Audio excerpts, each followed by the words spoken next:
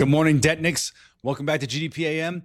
This morning, we're talking about rising prices, slowing growth, and the bond market calling BS on the whole shenanigan. Today, we're looking at something that hasn't been fashionable to talk about since the early Obama years. That's right, it's the return of stagflation. It's back.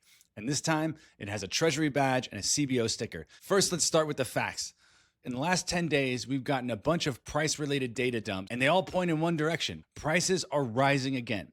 Now, the reason you don't know that is because basically all anybody has talked about was headline CPI, which came out earlier this week, slightly cooler than expectations.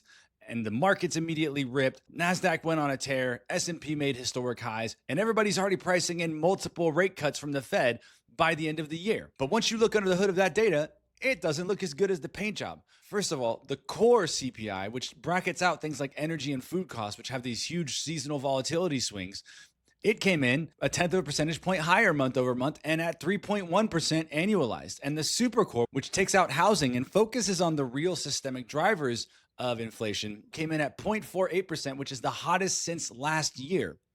That number, by the way, agrees with the ISM survey data from last week, which shows that prices are at the highest level since the height of the post-COVID inflation. And then third, just Thursday morning, PPI came out with a 0.9% month over month increase, 4 times the forecast. That is the biggest monthly surge in PPI since March of 2022. This is not noise, it's a signal. Inflation is here. Prices are going up, not down. And looking at the direction of the markets over the last couple of days to get your information on this is a fool's errand. You could be forgiven for thinking that the economy is overheating, but that's not what the market is actually saying, because the May and June jobs report were revised down by over 80% each, one over 90%, showing the worst back-to-back revisions since the COVID crash. Hiring has frozen in this country.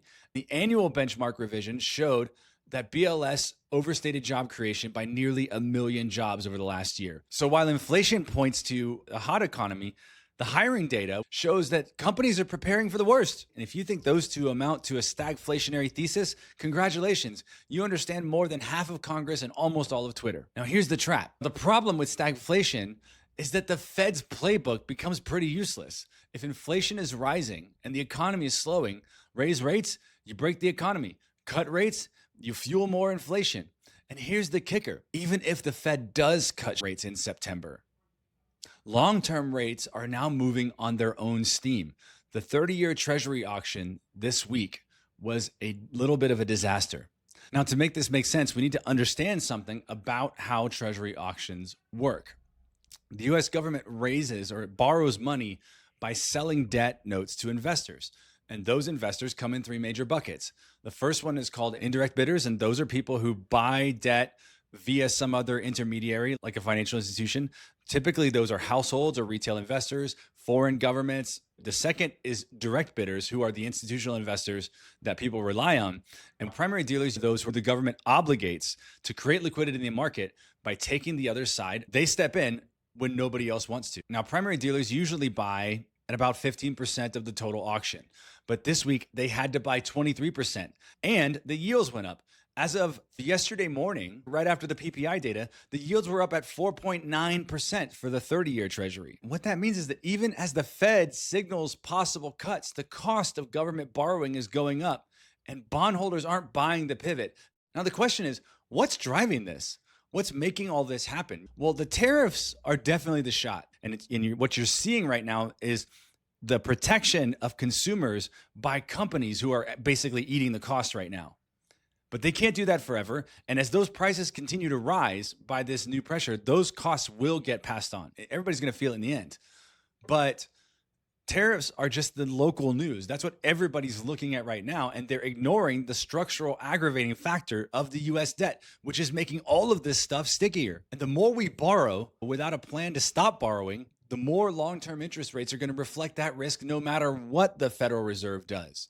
And if the risk premium of treasuries goes up, that increases the price of mortgages. That increases the price of business lending. That increases the cost of R&D, which means there's going to be less of it. Hiring is going to slow down. And so even if the Fed cuts, the debt is still tightening the noose on the economy. This is stagflation with a fiscal twist, and it's the beginning of something called fiscal dominance, which is where monetary policy basically reflects the interest of dealing with the debt before it reflects dealing with inflation and joblessness. So what I want you to understand from today is that the economy is not overheating, it's underproducing, it's over leveraged, and it's running out of room. And all of this is being done for you by your leadership in Congress who refuse to take the national debt seriously. And at the end of the day, the bond market is going to take the gavel and decide who's guilty and who's innocent. And the Fed can't cut risk premiums.